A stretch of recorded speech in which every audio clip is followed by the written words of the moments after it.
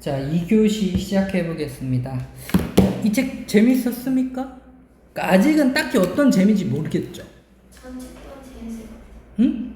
전에 책보다 괜찮아요. 그러니까 이게 전의 책보다는 조금 더 좀 실용적이기도 하고 후반부로 갈수록 좀 더 재밌는 게 많을 겁니다. 그러니까 전반부는 이분이 좀 자기가 뭐를 설명하고 싶은지에 대해서 좀 컨셉을 밝히다 보니까 지루할 수밖에 없어서요. 그러니까 예를 들어서 선생님하고의 첫 수업도 좀 선생님이 이제 수업을 어떻게 할 거고 이제 어떤 걸 중요시하는지 이런 약간 좀 수업 자체와는 좀 관련 없어 보이는 이야기를 좀 하지 않았습니까? 그러니까 그런 이야기가 이제 처음에 들을 때는 좀 이해가 안 갈 수밖에 없어요. 예. 근데 저는 이 책 굉장히 훌륭한 책이라고 생각합니다. 그래서 사실 이분의 가장 핵심이 이겁니다. 실용성. 그러니까 실용성이라는 개념이 어떤 개념이냐면, 그러니까 기존의 대부분의 책들이 여기 보면 그런 내용이 있어요. 봐봐. 다른 논리학 책들은 막 오류 이름 외우고 막 그 예를 갖고 막 하는 그런 게 막 대부분이었거든요. 근데 이 사람은 그런 거 하는 게 과연 진짜 논리, 물론 도움은 되겠지만 그게 과연 그렇게 실용적일까? 이런 의문을 갖고 있더라고요. 근데 솔직히 저는 이분의 의견에 동일합니다. 왜냐하면 수많은 오류는 제가 볼 때는요, 오류의 이름을 알아서 이게 무슨 오류다 이렇게 구분하는 게 아니라 그냥 딱 그 이야기를 듣고 그 말에 뭔가 이상한 점이 있다를 구분해서 그 허점만 찾을 수 있는 게 그게 진짜 논리거든요. 그러니까 얘처럼 막 무슨 오류 이렇게 분류할 필요가 없어요, 사실은. 예. 그래서 저는 이제 이분의 책의 컨셉이 되게 마음에 들어요. 그러면 한번 우리가 요거부터 한번 해볼까요? 이거를 제가 이제 먼저 어디서부터 할 거냐면, 일단 단어부터 좀 빨리 넘어가 봅시다. 단어. 자, 여기 뭐 단어에서 어려웠던 거 있습니까? 한번 볼까요? 우화, 논증, 향토적, 미덥다. 뭐 여기서는 그렇게 어려운 단어는 없는 것 같아요, 그죠? 예, 이번에는 딱히 그렇게 어려운 게 없어요. 그래서 일단 여기 선과제 우리 정답 체크는 해야 되겠죠? 몇 페이지냐면 18페이지입니다. 18페이지. 일단 요거 채워봅시다. 선과제. 체크됐습니까? 넘어가서 체크됐습니까? 네. 됐고요. 체크됐습니까? 3번? 됐죠? 자, 11번, 12번. 네. 자, 여기도 몇 페이지죠? 20페이지. 20페이지. 여기. 괜찮습니까?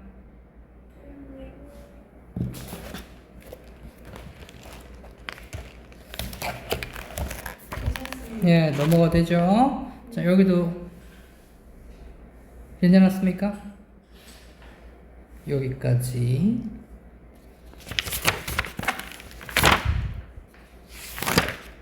이게 많구나.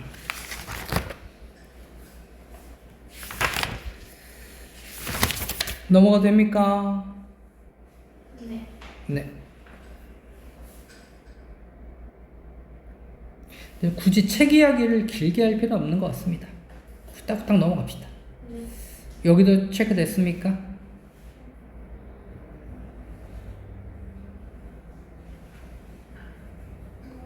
됐죠? 네. 여기도 됐을 거고. 됐습니다. 네. 일단 요 분의 이제 얘기하는 것 중에 하나는요, 이런 겁니다.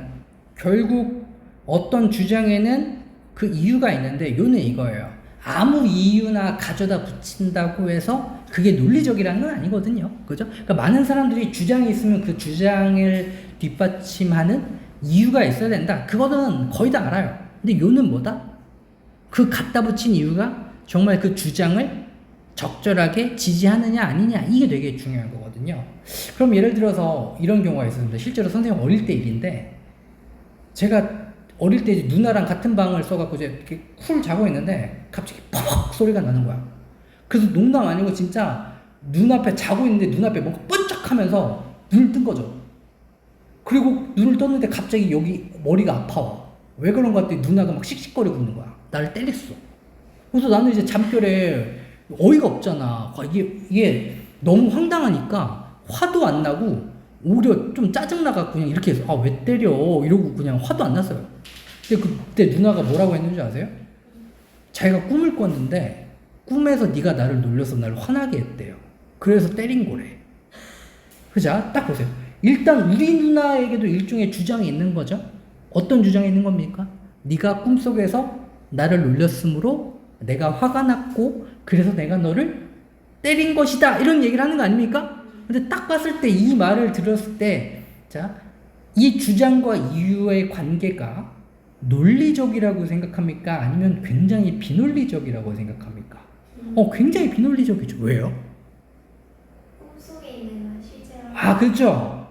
그죠? 아, 그렇게 하는 게 바로 논리적 사고입니다. 그래서 우리가 보통 막 논리학을 배울 때 부작용이 뭐냐면 논리라고 해서 뭐 굉장한 거라고 생각하거든요. 그게 아니라는 거야. 이 사람이 하고 싶은 거.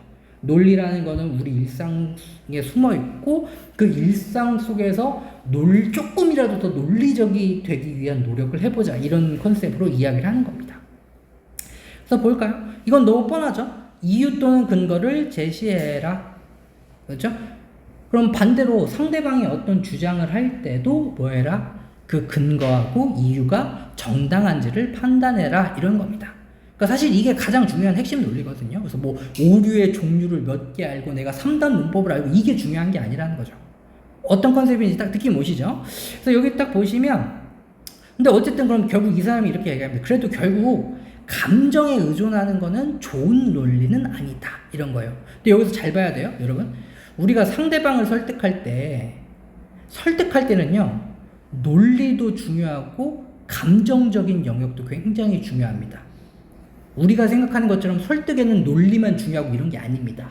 어떤 개념인지 아시겠죠? 그래서 엄마한테 용돈 올려달라고 설득할 때도 논리적인 이유도 중요하지만 또 엄마의 감정을 잘 자극하는 것도 되게 중요하거든요. 그렇죠? 네. 근데 적어도 뭐 할 때는 논리적인 거를 할 때는 감정을 최대한 배제해두자 이런 얘기를 하는 겁니다. 그래서 실제로 많은 애들이 좀 이 감정에 의해서 생각하는 애들이 생각보다 많다는 건 알고 계시죠? 그냥 내가 짜증나고 내가 화나니까 나쁜 거야 이런 애들도 있거든요. 아, 그런 사람은 되지 말자 이런 이야기를 하는 게 이 컨셉이에요. 자, 그럼 이제 다음 장으로 가보면 자, 그래서 이제 이 사람이 적어도 이런 건 하지 말자를 계속 이야기해 주는 겁니다. 일단 내 말이 맞다라고만 하는 사람 진짜 많거든요. 많이 겪어봤죠. 그리고 또 하나는 무언가 생각할 때 지나치게 단순하게 생각해. 막 조금만 복잡한 이야기가 나오면 아 몰라 모르겠고 뭐 이렇게 그런 짓은 하지 말자 이런 컨셉인 거고. 그러니까 요 사람이 얘기할 때 의외로 요 논리적 사고를 하려면 놀랍게도 열린 마음은 가져야 된다는데 여기서 포인트는 뭡니까? 아, 내가 틀렸다고? 내가 틀렸을 수도 있다. 한마디로 뭐 하지 말자? 자만하지 말자. 내가 어떤 주장을 했더라도 내 말이 틀렸을 수도 있다는 걸 언제나 염두에 두는 자세를 갖고 얘기해야 된다. 그리고 상대방의 이야기도 틀릴 수도 있다. 이런 비판적인 태도, 열린 마음과 비판적인 태도가 중요하다. 이런 얘기를 하는 건데요. 자, 볼까요? 그래서 뭐 과장을 해야, 뭐 당연히 과장 같은 거 하면 안 되겠죠? 이런 거 너무 뻔하니까 뒤로 넘어가고 여기를 볼까요? 여기서 중요한 게 기다려 보십시오.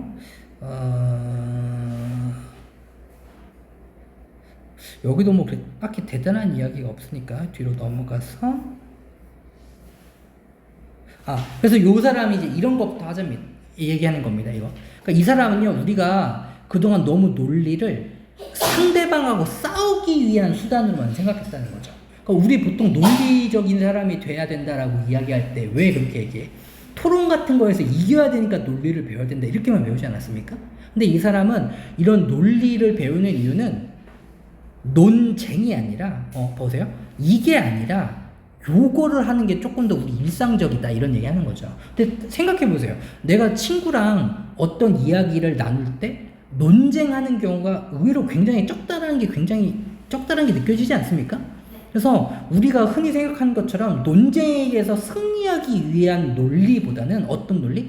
우리가 일상생활에서 친구하고 무언가 조금 더 올바른 합의 같은 걸 이끌어내기 위한 논증, 더 좋은 해결책을 찾아내기 위한 그런 논증을 하는 경우가 더 많다. 그래서 우리가 이런 논증에서도 논리를 세울 줄 아는 사람이 돼야 된다. 이게 더 중요하다. 이런 얘기 하는 겁니다. 그래서 똑같이 이제 기본 태도부터 얘기해 주는 거야. 이거 변호사 이건 구랍니다. 변호사들 엄청 비논리적으로 얘기해요. 필요할 때는. 뻥 같죠? 왜냐면 변호사는요, 설득을 해야 되는 사람입니다. 허점을 찾아야 되는 사람이어서 가끔 되게 이상한 소리를 해요. 예를 들어서 이런 얘기도 합니다. 예를 들어서 그 사람이 죽었던 게 확실합니까? 이렇게 묻거든요. 그러면 이제 그 사람이 되게 황당해 하는 게, 아니 그러면 머리 가슴 배에 총 맞아서 피 흘리고 저기 쓰러져서 썩고 있는데 그럼 그게 살아있겠어요? 이렇게 합니다. 그러면서 질문. 그럼 그 변호사는 갑자기 그 뻔한 이상한 질문을 왜 할까? 이런 거죠. 어떤 개념인지 아시겠죠? 예. 그래서 의외로 변호사한테는 그렇게 논리성을 배울 필요가 없습니다. 예. 여기부터 볼게요. 그러면 아까랑 똑같은 거 이겁니다. 우리가 일반적인 삶에서 친구랑 이제 논쟁보다는 논증을 많이 하게 되는데, 이상한 허수아비 공격 하지 마라. 이거 진짜 무식한 짓이다. 이런 얘기를 하고 싶은 거예요. 자, 우리가 허수아비 공격 뭐라고 했죠? 책에서 기억납니까? 그래서 이런 거겠죠? 예를 들어서 친구가 이런 얘기를 했어요. 야, 모든 흑인은 농구를 잘하니까 흑인인 쟤도 농구 잘하지 않을까? 이렇게 얘기한 거죠. 그렇죠? 근데 거기서는 보통 우리가 일반적인 생활에서 싸우자가 아니라 그냥 친구는 일반적으로 흑인들이 농구를 잘한다라는 전제로 이야기했을 뿐인 건데, 내가 갑자기 야, 모든 흑인이 농구를 잘한다는 게 말이 되냐? 막 이런 식으로 얘기하면 어때요? 이거 싸우자라는 거가 되고, 딱 볼 때 네가 그렇게 이야기하는 친구가 있으면, 아, 저 사람 논리적이다 이래요? 아니면 뭐 이런 놈이다 해서 이럽니까? 그죠? 그러니까 우리가 어지간한 거는 그냥 알아서 적당히 걸러듣기를 바라주지 않습니까? 그죠? 그럼 또 이런 거죠. 와, 이런 비 오는 날엔 라면을 먹어야 되는데 이러는데, 야, 비 오는 날하고 라면하고 무슨 상관이야? 자, 이러면 느낌이 어때요? 싸우자는 거 아닙니까? 그러니까 그런 짓 하지 말라는 거죠. 그래서 우리가 가끔 되게 막 논리적인 거랑 막 조금만 틈이 있어도 막 미친 듯이 막 트집 잡는 거랑 혼동하는 경우가 있는데, 이 사람은 뭐부터 하라는 거야? 일단 그런 무식한 짓부터 하지 말자. 그런 무식한 짓이 뭐라고? 전형적인 허수아비 공격의 오류다. 이런 얘기를 하는 거죠. 어떤 느낌인지 아시겠죠? 예. 그래서 저 옛날에 저도 이제 친구랑 이야기하다가 진짜 짜증나서 이제 얘랑 좀 안 놀게 된 사건이 있는데, 그때 한참 이제 중국 가면 되게 사람들이 성격이 급하고 좀 뭐라고 하지? 교통 질서를 느끼지 않는다. 뭐 이런 이야기가 많이 있었거든요. 그래서 내가 그냥 친구한테 한번 중국 갔다 왔는데, 거기는 뭐 택시 한번 내릴 때도 엄청 빵빵거리더라. 택시에서 잠깐 내리고 바로 출발했는데도 막 뒤에서 빵빵빵 난리도 아니더라. 그러면서 내가 얘기한 게, 확실히 좀 중국 사람들이 좀 성격이 좀 급한 것 같아. 그랬더니 걔가 그러는 거야. 야, 그거 한번 보고 모든 중국인이 그렇다라는 건 좀 그렇지 않아? 이랬어요. 물론 아주 엄밀하게 논리적으로 따지면 걔 말이 맞죠. 그죠? 그런데 그것 또한 일종의 허수아비 공격의 오류라는 게 딱 느껴지지 않습니까? 그러니까 예를 들어서 저라고 해서 그거 한 번이 모든 중국인이 성격이 급하다라고 생각할 근거다 이런 얘기를 한 걸까요? 아니라 그냥 그런 경향을 나도 봤다. 사람들이 그렇게 이야기하는 이유가 될 수 있는 풍경을 내가 좀 봤다. 이런 차원으로 얘기한 거 아니겠습니까? 그죠? 근데 거기서 갑자기 친구가 야, 그거 하나 보고 막 이렇게 했다고 쳐봐요. 논리적으로 보일까요? 아니면 이야기하기 싫은 사람들일까요? 어떤 느낌인지 아시겠죠? 그래서 그런 짓 하지 말자. 우리가 논리를 많이 쓰는 영역은 오히려 논쟁보단 뭐가 많다? 논증인 경우가 더 많다. 이런 이야기를 하고 싶어 합니다. 그래서 좀 건설적인 대화를 하자는 거죠. 트집 잡는 대화가 아니라. 그래서 어떻습니까? 우리 한비는, 근데 우리 한비는 친구랑 얘기할 때 그렇게 트집 잡을 타입은 아닌 것 같아요. 트집 잡습니까? 어떤 트집을 잡아요? 트집이라는 느낌. 약간 올바른 소리를 많이 하는구만. 근데 이러면 여기서 떠나서 질문을 바꿔야 되겠다. 우리가 방금 이렇게 허수아비 오류의 이야기를 할 때 순간적으로 머리에서 떠오르는 사람이 있지 않았습니까? 없었어요? 그럼 좋은 친구 사귀고 있는 겁니다. 자, 그래서 이 사람은 이제 본격적으로 논리학에서 이야기합니다. 자, 논리학은 전제와 결론인데, 전제는 이유죠. 이유나 근거를 전제라고 합니다. 그래서 이렇게 얘기하는 거야. 전제는 사실 미리 사실로 정해져 있는 것 이런 개념이거든요. 누구 머릿속에서? 걔 머릿속에서는. 예를 들어서 볼게요. 자, 예를 들어서 내가 이렇게 얘기했다고 칠게요. 자, 제임스는 흑인이라서 농구를 잘할 거다라는 말에는 이미 숨어 있는 전제가 있어요. 어떤 전제? 흑인은 농구를 잘한다. 그죠? 얘 머릿속에서는 그 이유가 사실이라고 이미 판단이 깔려 있고 그걸 갖고 결론 낸 거 아닙니까? 그죠? 그래서 요게 바로 이제 전제의 결론인데 중요한 거지 이 둘의 연결고리가 얼마나 튼튼하냐 이런 게 중요한 거겠죠. 그래서 얘가 이제 아리스토텔레스 이야기를 왜 하냐면 물론 이 사람 논리학에 어마어마한 발전을 갖고 왔습니다. 그런데 그런 논리학은 논리의 형식만을 좀 중요시하다 보니까 얘를 공부 열심히 한 거랑 우리가 일상생활에서 실질적으로 저 사람 논리적이구나 라고 느낄 만한 사람 되는 거랑 조금 그 갭 차이가 크더라 이런 얘기를 하는 겁니다. 그래서 실제로 아리스토텔레스의 논리학을 연구하면 학문할 때는 굉장히 좋아요. 학문할 때는. 학문 뭔지 아시죠?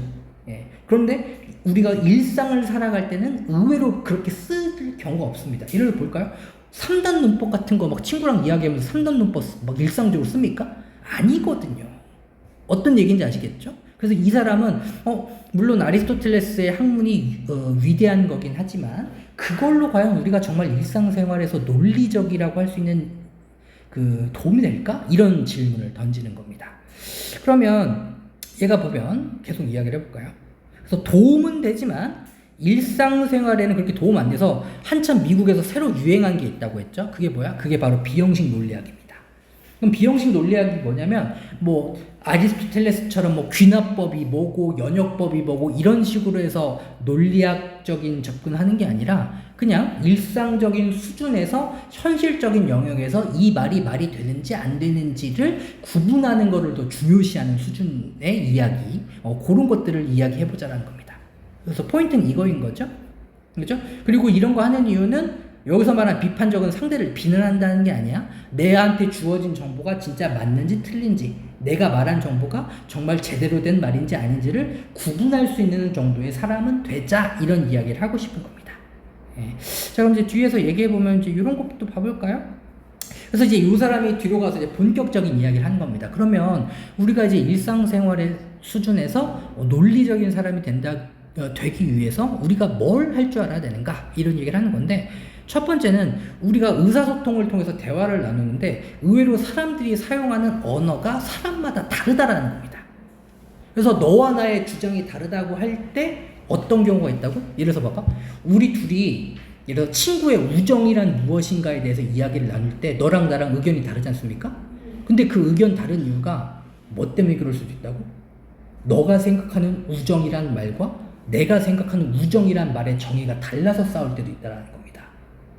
어떤 컨셉인지 아시겠죠? 그래서 우리가 일반적으로 내가 사용하는 이 단어가 제가 생각하는 그 단어가 맞는지 확인하는 과정부터 거치는 것도 굉장히 중요하다 이런 얘기를 하는 겁니다.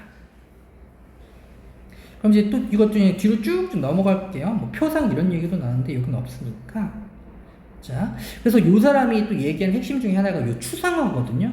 어떻게 보면 지금 여기에서 가장 중요한 이야기가 이 추상의 이야기입니다. 혹시 추상이 무슨 뜻인 줄 아세요? 추상? 우리가 보통 왜 이렇게 표현하거든요. 우리 친구들이 어릴 때 막 못생겼다고 막 놀리면서 와, 네 얼굴 추상화야 막 이런 식으로 놀리거든요. 그래서 애들이 추상을 못생겼다라는 뜻으로 오해할 때가 많아요. 그리고 실제로 추상화라고 딱 그려진 거 보면 되게 좀 예쁜 그림이 아니라 좀 이상한 그림이 많지 않습니까? 그래서 애들이 이 추상이라는 말을 어글리로 잘못 이해할 때가 있어요. 이 뜻이 절대 아닙니다.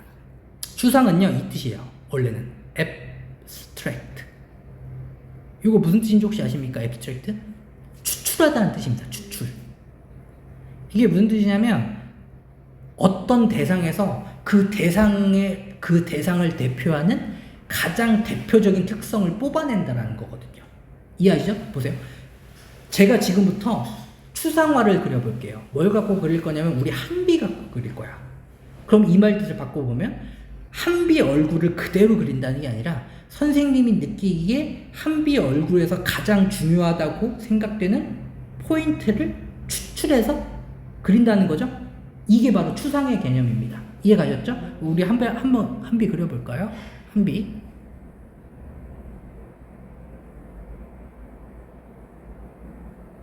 한비. 귀엽죠? 네. 큐티하게. 예. 그러면 딱 봐도 제가 한비의 얼굴에서 어떤 특성을 앱스트랙트 했는지 딱 느낌이 오시죠? 그죠? 근데 중요한 건 똑같이 우리 한비를 추상화로 그려보라고 해도 사람마다 그죠? 어떤 점이 다를까요? 아, 이게 한비의 얼굴의 핵심이야, 핵심적인 요소야 라고 생각하는 게 사람마다 다를 거다. 이런 얘기를 하는 거거든요. 이해하시죠? 그러면 이제 이 사람이 이야기하는 게 결국 우리가 생각하고 이야기할 때는 여러 가지 추상의 과정을 거치는데 이 추상을 잘못했을 경우 굉장히 비논리적인 사람으로 느껴질 수 있다 이런 거예요. 한번 좀 우리가 대표적인 거 해볼까요? 예를 들어서 볼까요? 우리가 이제 여기가 미국은 아니지만 만약에 우리 한비야 흑인이라고 하면 흑인이라고 했을 때 떠오르는 가장 좀 핵심적인 특성이 뭐예요? 그걸 갖고 우리 한비가 진짜 흑인에서 우리 한비가 갖고 있는 흑인에 대한 추상적 개념을 우리가 알아보려고 하는 거야. 흑인하면 가장 먼저 떠오르는 게 뭐예요? 인종차별. 인종차별을 많이 당한다. 그러니까 그 사람들 자체가 갖고 있는 특性. 그 사람들이 어떤 행동을 갖고 어떤 뭐 성격을 갖고 이런 것들 중에 가장 그거 하는 거. 그 사람들이 피해보는 거 말고. 약간 소울 넣어주고. 그렇죠. 그럼 지금 우리 한비는 어떻습니까? 딱 흑인을 떠올렸을 때 어떤 걸 갖고 흑인을 추상화한 거야? 흑인들은 소울 같은 음악을 잘하는 사람들이지라고 해서 그 사람들의 수많은 속성 중에서 음악을 갖고 추상해서 그 사람을 나타낸 거 아닙니까? 그죠? 근데 이게 지금 같은 경우에는 적어도 그 사람한테 상처 주는 추상이 아닐 수 있죠. 그죠? 그런데 만약 이런 경우 생각해 보세요. 실제로 이제 미국에서는 그 흑인에 대한 좀 대표적인 그 추상 중에 하나가 뭐냐면 흑인 이꼬르 범죄자 이런 게 되어 있어요. 그래서 실제로 미국 가면 인종차별하는 이유 중에 하나가 흑인들은 범죄 엄청 저지르잖아 라는 추상으로 먼저 시작하는 거예요. 그죠? 근데 어떤 사람이 물론 어떤 흑인은 범죄를 저질렀을 수 있지만 그죠? 다짜고짜 흑인을 볼 때마다 무조건 추상을 뭐부터 하면 범죄라는 추상을 밑도 끝도 없이 하면 그 사람이 모든 행동할 때마다 어때 보여? 굉장히 인종차별적으로 보이고 굉장히 비이성적으로 보일 거다 이런 얘기를 하는 거거든요. 그래서 이 사람이 추상 이야기를 먼저 또 하는 겁니다. 그래서 첫 번째는 무슨 얘기하고 일단 우리가 쓰는 단어가 너가 쓰는 단어와 내가 쓰는 단어가 일치하는 의미인지 아닌지를 파악하고 그 다음에는 우리가 가지고 있는 추상이 과연 제대로 된 건지 아닌지를 파악해서 이야기를 해야 된다 이런 얘기를 하는 거거든요. 어때? 얘가 말하는 이제 논리적이라는 게 뭔지 아시겠죠? 예. 그럼 또 여기 볼까요? 자, 우리가 사람은 어쩔 수 없이 어떤 거에 대해서 이야기할 때 그 개체를 표상할 수밖에 없거든요. 근데 여러분 보세요. 표상할 때 굉장히 복잡하게 하면 쉬워 어려워? 어렵거든요. 그래서 우리가 일반적으로 할 때는 모호하게 한다는 거죠. 그냥 일반적으로 느슨하게 크게 문제되는 거 아니면 따지지 않는 게 맞다는 거거든요. 그래서 아까 우리 같은 이런 것도 보세요. 흑인은 소울 잘하는 민족이죠 이럴 텐데 실제로 한 10명 중에 한두 명은 음악 못할 거 아닙니까? 그래서 내가 딱 얘기하면서 야 흑인 중에 10명, 2명은 한두 명은 음악 못하는 애들 있거든? 이러면 어때요? 너는 그냥 적당히 이야기하기 편하려고 약간 모호하게 일반적인 추상을 했는데 내가 막 그게 문제라고 따져. 그럼 이야기하고 싶어요? 안 하고 싶어요? 이거는 논리적인 사람이 아니라 그냥 어떻습니까? 짜증나는 인간에 지나지 않게 된다는 거거든요. 그래서 이런 일반적으로 모호하게 일반적인 표상을 하는 게 또 특징 중에 하나니까 이럴 때는 정말 필요한 경우에만 너가 이야기한 게 이런 의미냐라고 물어보고 그 외에는 그냥 내가 알아서 적당히 이해해주면 되는 수준이다. 이런 얘기를 하고 있는 겁니다. 그러면 자 결국 그럼 선생님 어떤 추상을 하는 게 옳은 추상이에요? 결국 제일 중요한 게 이거죠. 상황에 맞게 맥락에 따라서 이야기해야 된다. 이런 얘기하는 거죠. 결국 핵심은 뭐다? 이 사람이 이야기하는 논리적인 사람은 결국 뭐와 관련된 사람인 거야? 상황 파악을 잘하는 사람이라는 거죠. 그럼 볼게요. 만약에 우리가 실제로 학문적인 토론의 장이에요. 학문적인 토론의 장. 거기서 제가 제임스는 흑인이니까 농구를 잘할 거야. 학문적으로 얘기했다고 칠게요. 이건 당연히 따져야 되지 않겠습니까? 그죠? 이럴 때는 당연히 따져야 됩니다. 근데 그냥 친구끼리 막 TV보다 흑인 농구하는 거 보고 우리가 야 역시 흑인들은 농구를 잘해 이럴 때는요. 그때는 따지면 안 된다는 거죠. 그죠? 그래서 어떤 추상을 어느 정도로 해야 되는가에 대한 기준을 뭘로 잡아라? 그 상황에 맞게 이야기하면 된다. 이런 얘기를 하고 있는 겁니다. 그런 게 바로 이제 사고의 적절성이죠.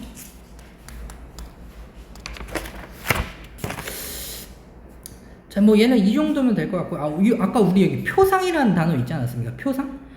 제가 이걸 빼먹었네요.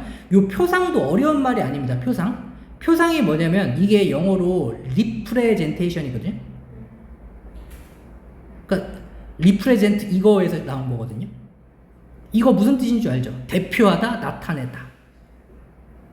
대표하다, 나타내다 이런 거거든요. 그러니까 예를 들어서 이게 왜 무슨 뜻이냐면 보세요. 우리가 예를 들어서 우리가 저 소화기를 맨 처음 봤다고 칠게요. 그렇죠? 근데 우리 머릿속에는요. 저 소화기가 통째로 기억되는 게 아니에요. 저 소화기가 갖고 있는 본질이. 그럼 우리 머릿속에 남는 건 어느 정도야? 소화기의 형태, 소화기의 색깔 이런 식이거든요. 어떤 개념인지 아시겠죠? 그죠? 그러면 우리가 소화기를 보고 소화기를 알게 됐을 때 우리 머릿속에 만들어진 소화기에 대한 기억을 뭐라고 하는 거야? 그걸 표상이라고 하는 거야. 그죠? 우리 머릿속에 있는 그 정보가 저 소화기를 대표하는 겁니다. 그리고 이렇게 대표하는 과정상에서는 뭐가 생긴다고? 추상화의 과정을 거칠 수밖에 없다는 거죠. 왜? 제 모든 걸 완벽하게 내가 흡수할 수 있어? 없어? 없다라는 거야.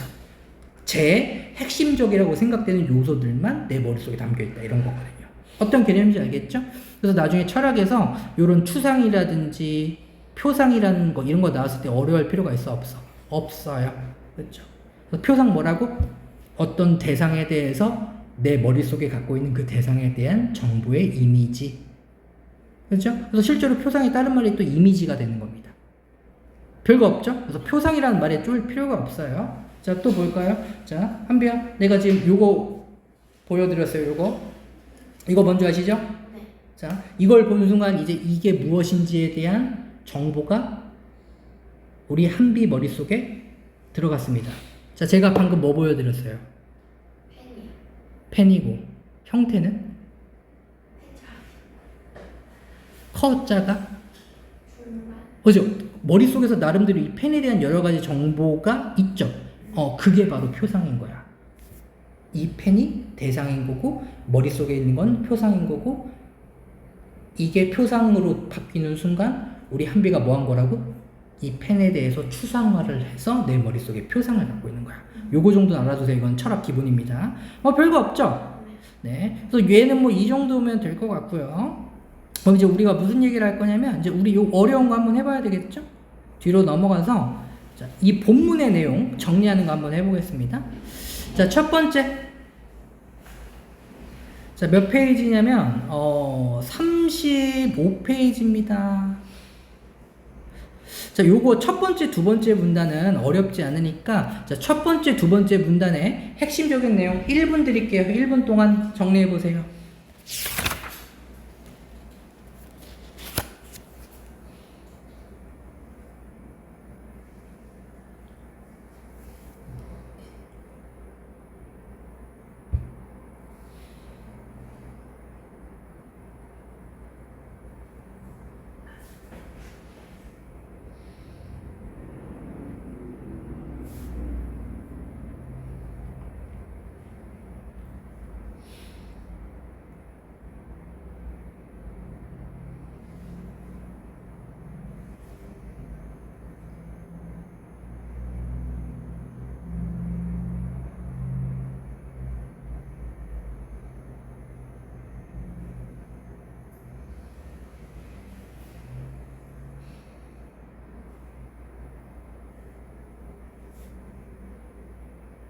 자, 1분. 여기는 그렇게 어렵지 않았죠. 그죠? 그냥 첫 번째 문단에서는 뭐에 대한 설명. 그죠? 그죠? 논증이란 무엇이고, 전제와 결론이 무엇이고, 요거 정도만 설명해 주는 거 아니었습니까? 그죠? 그리고 두 번째 문장에서는 뭡니까? 일반적으로 이런 논증을 다루는 게 논리학인데 이전에는 형식 논리학 위주였다면 나는 무슨 얘기를 하고 싶다? 나는 이 비형식 논리학 이야기를 하고 싶다. 그래서 얘는 일상생활에 좀 더 포커스를 두고 싶다. 왜? 형식 논리학의 한계가 여기 나오고 있지 않습니까? 한계. 뭐 한다? 맥락을 무시한다. 얘는 이거를 갖고 있어서 나는 요런 이야기를 좀 더 해보고 싶다. 이게 포인트 아닙니까? 그렇죠? 자, 그러면 세 번째, 네 번째 문단.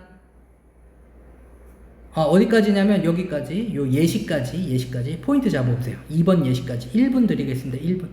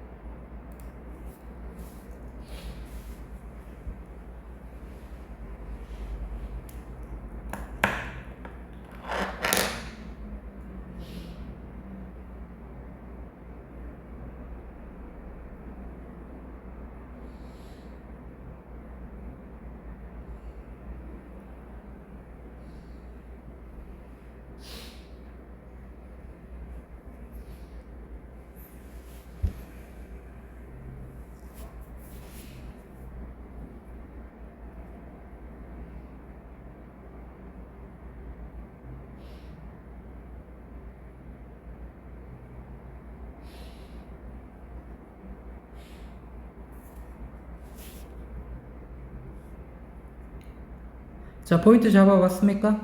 네. 아, 너무 빠른가요? 혹시 시간 더 필요합니까? 시간 더 필요하면 필요하다고 얘기합시오. 괜찮아요? 자, 그러면 얘가 선생님이 아까 설명했던 거지만 그대로 나오는 거죠. 이 사람은 자비로운 해석을 해야 된다고 하는데 그거의 포인트는 뭡니까? 충분한 정보를 주고 상대방의 논증을 나름대로 합리적인 논증이라고 해석해줘라. 그죠? 그러니까 얘가 어떤 얘기 했을 때 제 이야기는 분명히 헛소리일 거야 이렇게 하는 게 아니라 쟤도 제 나름대로 무언가 합리적인 이야기를 한 건데 이렇게 시작을 하라는 거죠. 그죠? 그래서 이제 요 밑에서 이제 뭐 해주는 겁니까? 그 자비로운 해석의 예시를 들어주는 거죠. 그러니까 그 사람이 제임스는 농구를 잘한다라고 했더라도 모두 농구를 잘한다라는 식으로 얘기했다고 생각하지 말고 대부분 정도로 내가 알아서 걸러주면 된다. 그죠? 그 사람이 정말 흑인은 모두 농구를 잘한다는 식으로 무식해서 그렇게 한 게 아닐 거라고 스스로 자비로운 해석을 해주는 게 시작이다. 이런 얘기를 하는 겁니다. 그죠? 그럼 여기서 봅시다. 자, 숨은 전제는 그럼 뭘까요? 숨은 전제? 얘입니다. 흑인은 모두 농구를 잘한다. 왜냐면 이 사람이 제임스는 흑인이고 제임스는 그러니까 농구를 잘하지 않을까? 이렇게 얘기하는 거에는 숨은 이유가 있다라는 거죠. 숨은 이유가 뭐였습니까? 흑인은 모두 농구를 잘한다고 자기는 머릿속에서 생각하고 있었기 때문에 그걸 갖고 이야기를 한 거죠. 그죠? 별거 없습니다. 숨은 전제 별거 아니에요. 자, 요 맨 마지막 여기 자, 맨 마지막 두 문단 여기 2분 드릴게요. 2분. 핵심 정리해 보세요. 2분.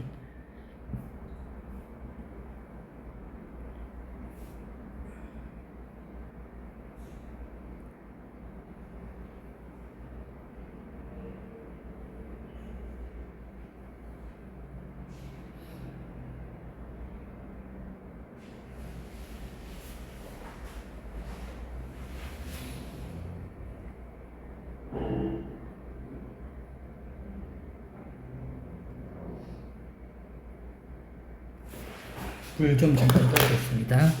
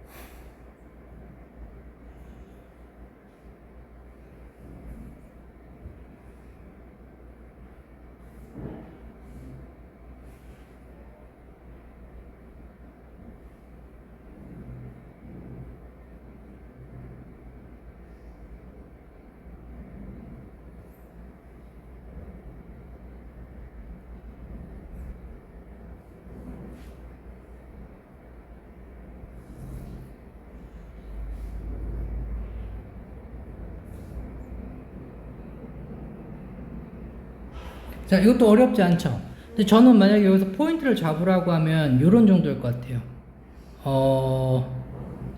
어디냐면, 기다려보십시오. 어디였더라?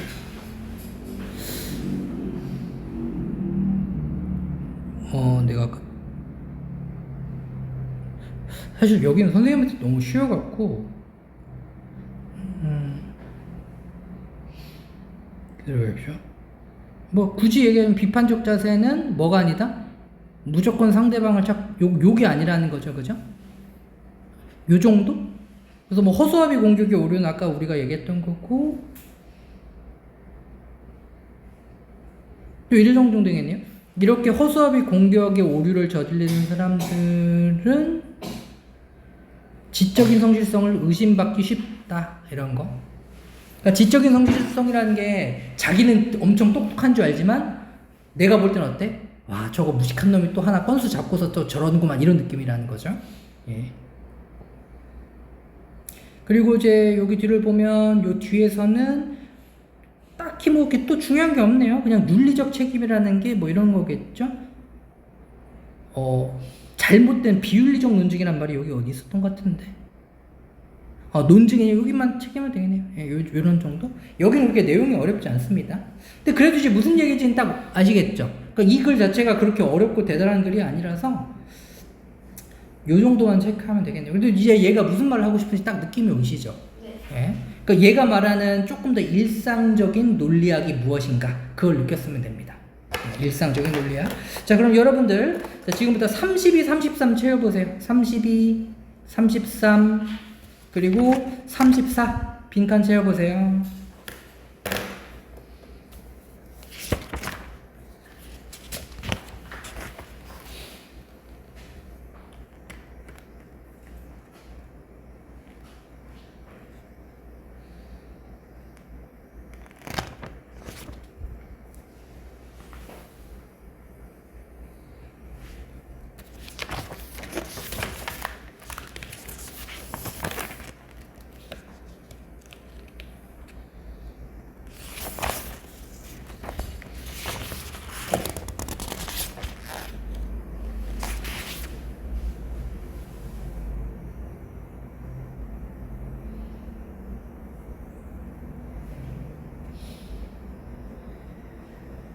변지원 암호 2번이야. 암호 2번.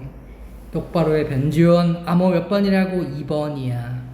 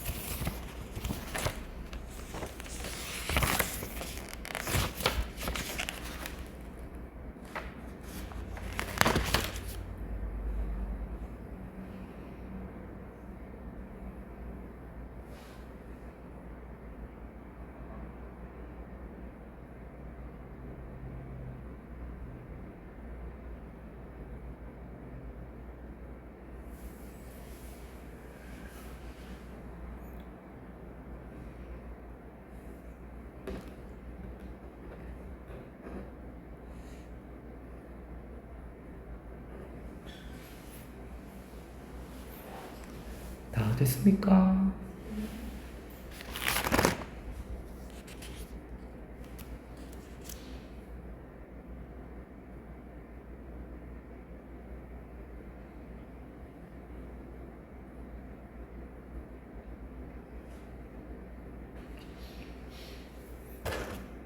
그래서 제가 살면서 느끼는 건데, 논리적이고 똑똑한 사람으로 보이는 것보다 대화하기에 유쾌한 사람이 이제 되는 게 굉장히 중요했습니다.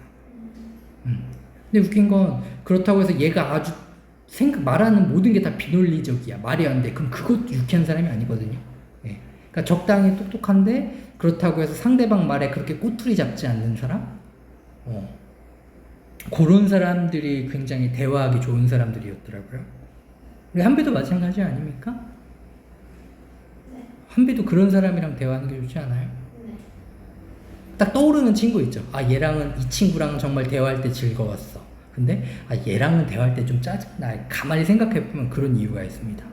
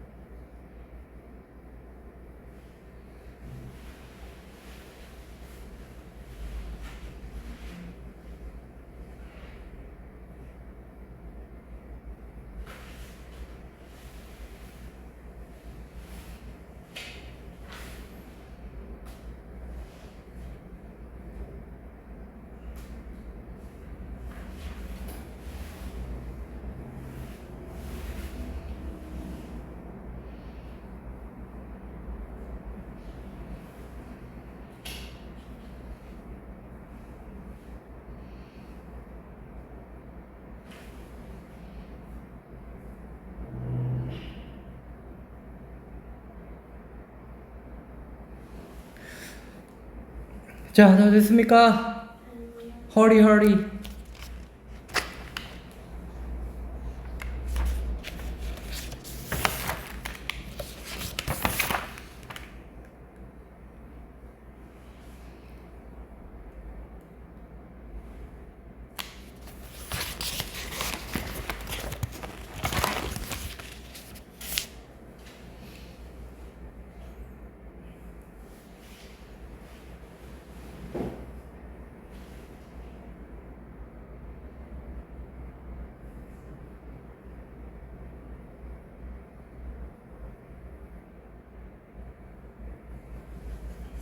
오케이.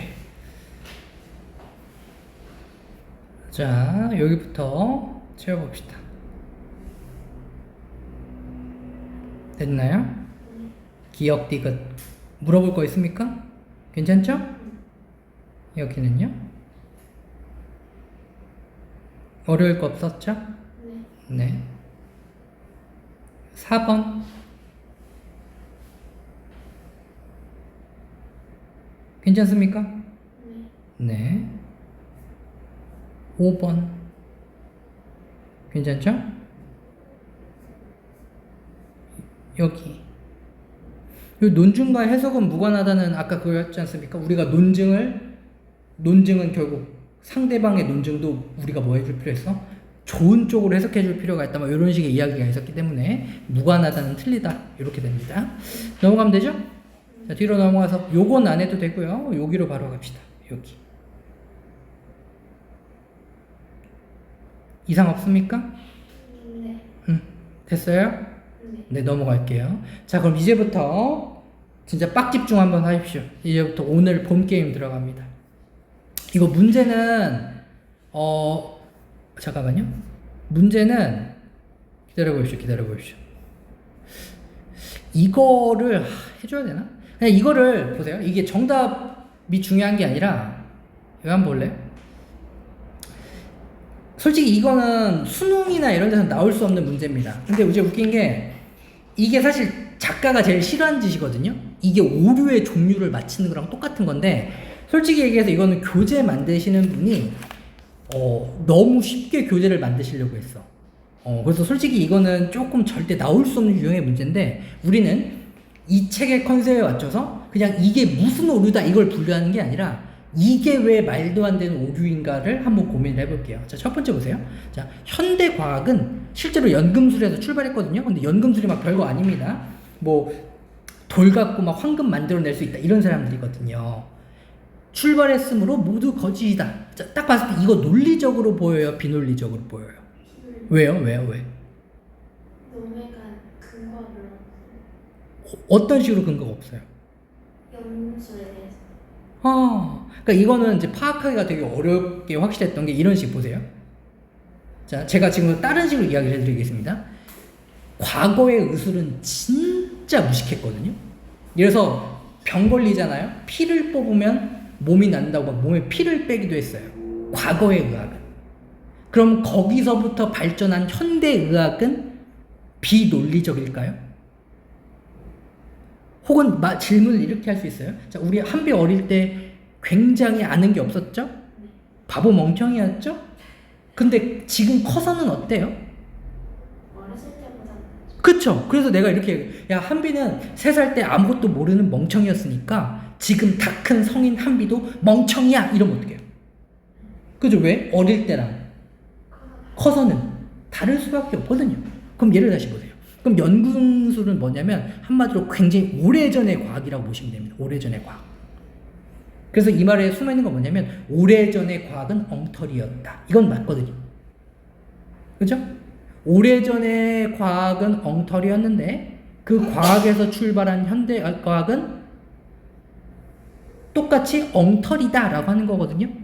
자, 왜 말이 안 되는지 이해가시죠? 네. 과거에는 뭐였을지 몰라도 엉터리였을지 몰라도 지금은 엉터리가 아닐 수 있다. 과거의 엉터리라고 해서 현재도 엉터리일 거라고 가정하는 게 오류다. 이렇게 하면 된다는 거예요. 이거를 얘가 바라는 거거든요, 사실은. 그러니까 이걸 보고 이게 무슨 오류야, 뭐 이게 그 일본이 이게 무슨 오류야, 이게 뭐 발생론적 오류 막 이런 게 있거든요. 그렇게 하라는 게 아니라. 그럼 2번도 볼까요? 자, 나의 의견에 동의하지 않으면 나의 의견에 반대하는 것이다. 어때요? 논리적으로 보여요? 비논리적으로 보여요? 왜요? 왜? 나의 의견에 동의하지 않았다고 반대하는 건 아니죠. 그죠. 이분법적 사고한다는 거죠. 그죠? 그러니까 동의하지 않지만 그렇다고 해서 딱히 네 말을 반대하는 것도 아니야. 그지? 그냥 나는 썼어. 뭐 이렇게 할 수도 있잖아. 그지? 나는 뭐 다른 사람 의견 따를 봐서 할게. 이런 중립도 있을 수 있잖아. 그죠? 좋아요. 이웃에게 거짓말을 하지 말라고 했으므로 외국인은 속여도 된다. 왜요? 얘가 뭐의 범위를 잘못 해석했어? 얘는 단어의 뜻을 잘못 해석했지. 네. 여기서 말하는 이웃은 정말 내 옆에 사는 이웃 이 뜻이 아니라 다른 사람들로 해석했어야 되거든요. 그러니까 이게 바로 언어의 의미를 정확하게 이 사람이 어떤 실제로 이런 속담이 있겠죠? 그렇죠? 그 속담에 쓰고 있는 이웃의 의미를 정확하게 파악하지 못한 거야. 이렇게 하면 됩니다. 4번 어때요? 얘도 비밀이죠. 그렇죠? 이것도 뭔가 비약이 굉장히 심하지 않습니까? 네. 그렇죠? 5번은요?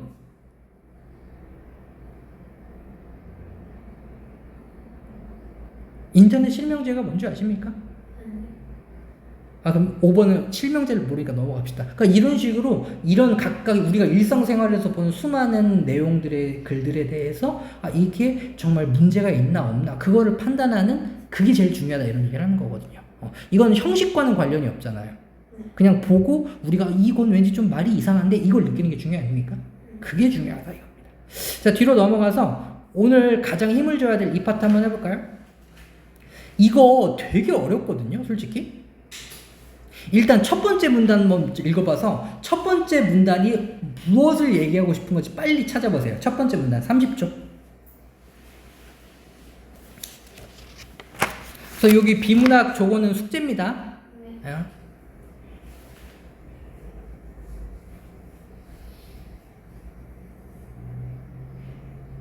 이거 그림으로 나타내 보세요. 첫 번째 문단 그림으로 나타나 보세요.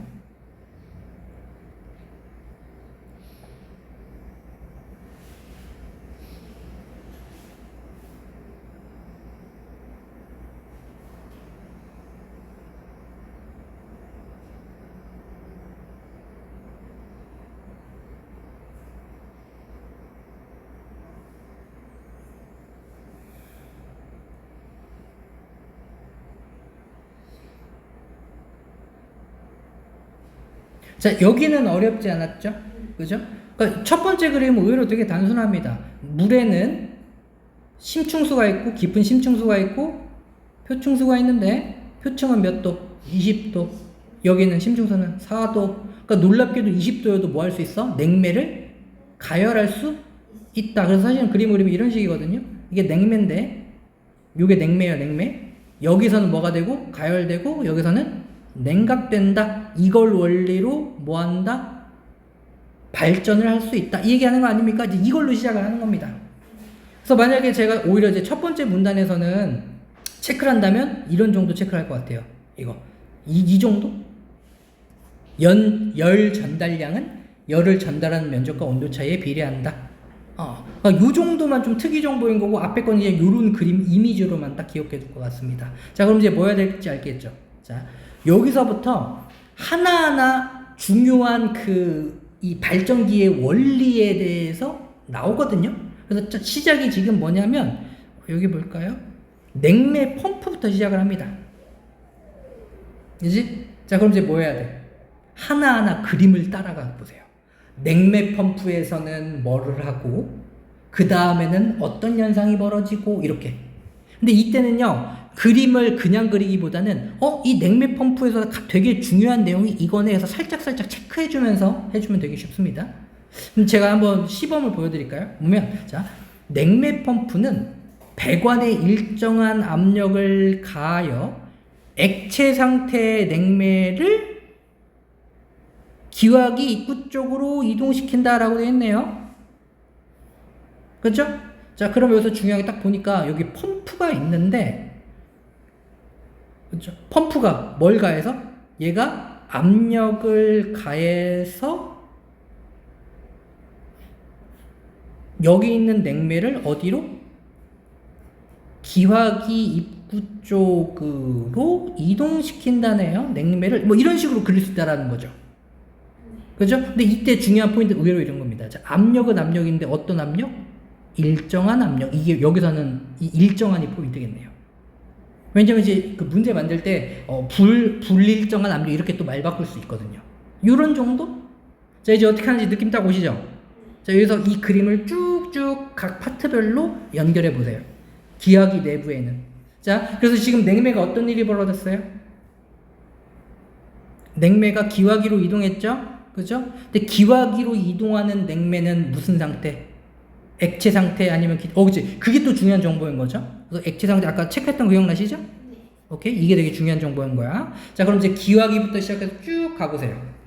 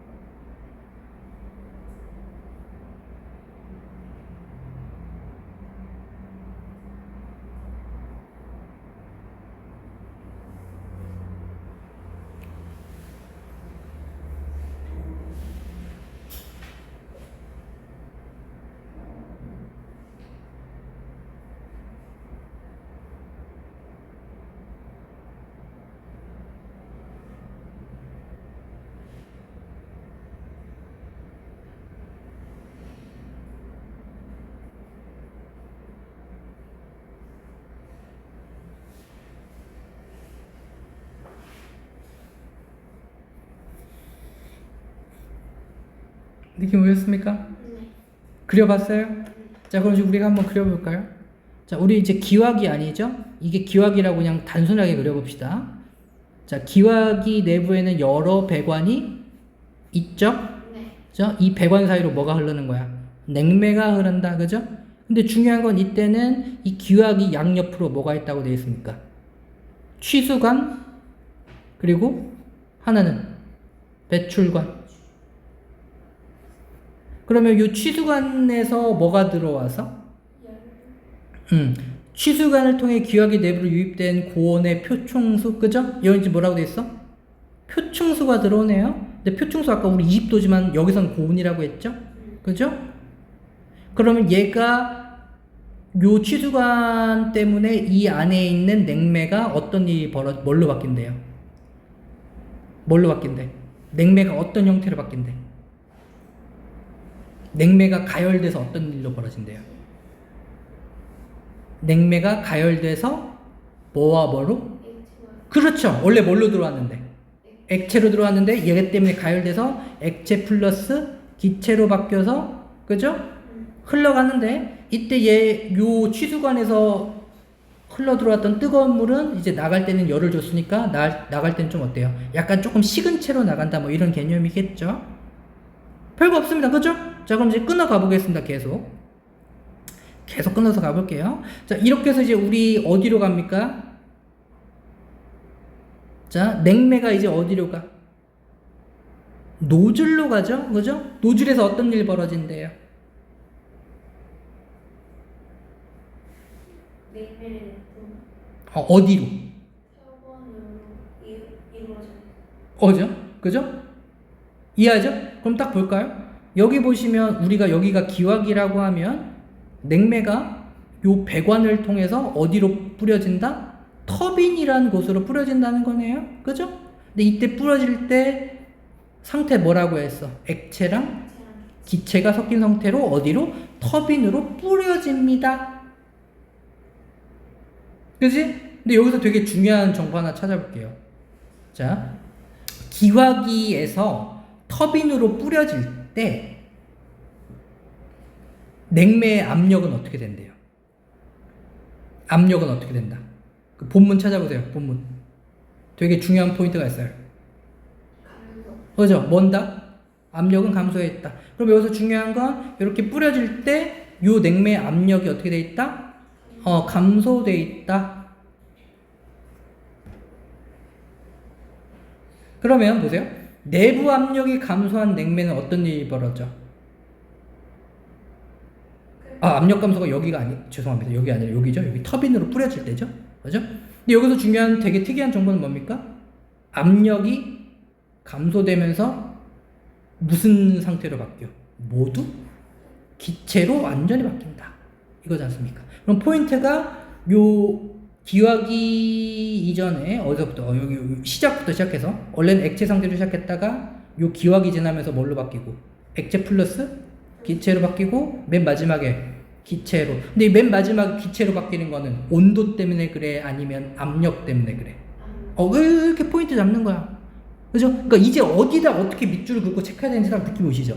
그리고 왜 선생님이 밑줄은 개인의 기준으로 긋는 거다라고 하는지 아시겠죠? 왜냐면 선생님이 보고 이거는 내가 기억을 해둬야 될 것 같아. 그러니까 이거는 내가 기억을 못할 것 같아 라고 하는 포인트와 우리 한비가 이거는 내가 기억을 잘 못할 것 같아 라는 포인트가 다를 수밖에 없거든요. 어떤 개념인지 아시겠죠? 그래서 맨 마지막 거 한번 정리해 볼까요? 마지막 터빈에서 어떤 일이 벌어지는지 한번 읽고 그림으로 바꿔 보십시오.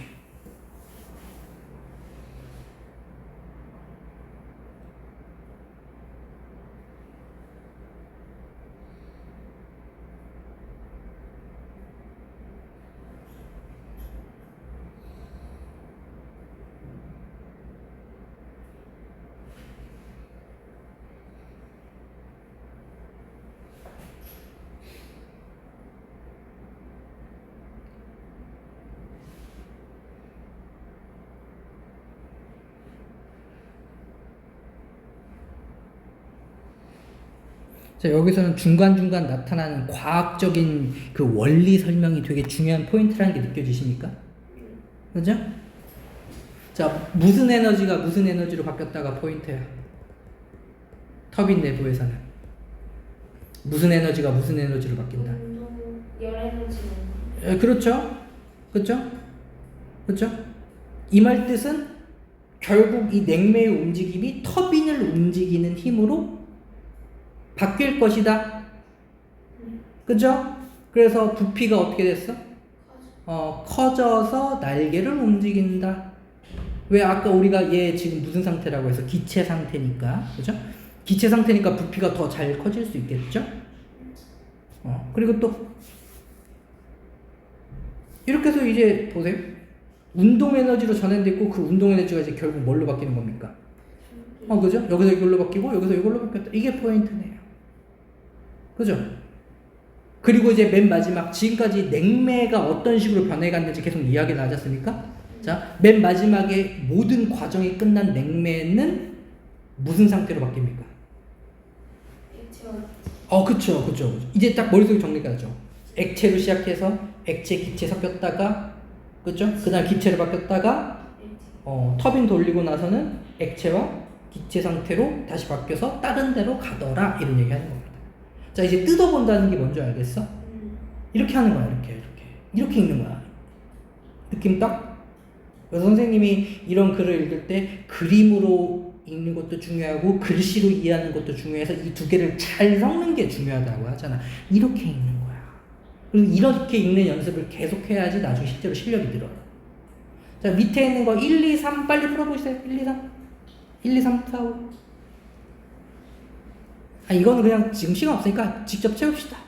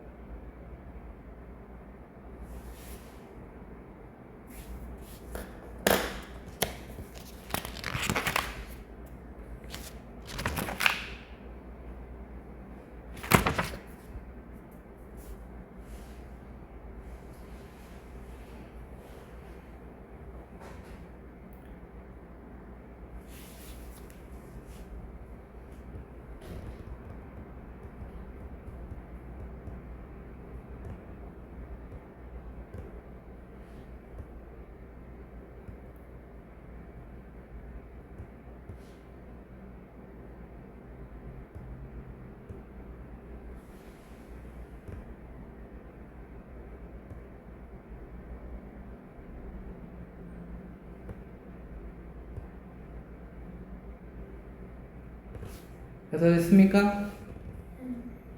왜 아니죠?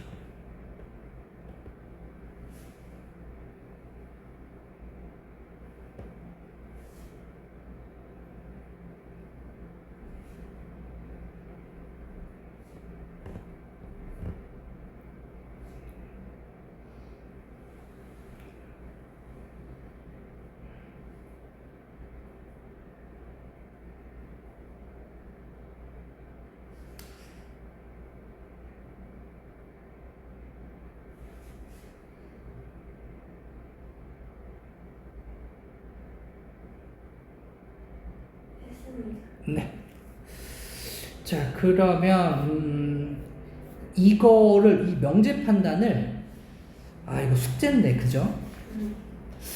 근데 이게 난이도가 좀 애매한데 같이 해줄까 아니면 자, 선택해 보세요.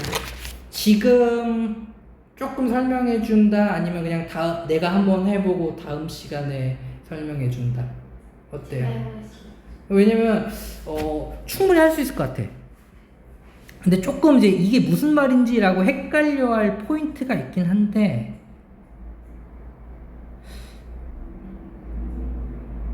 할 수 있을 것 같아요.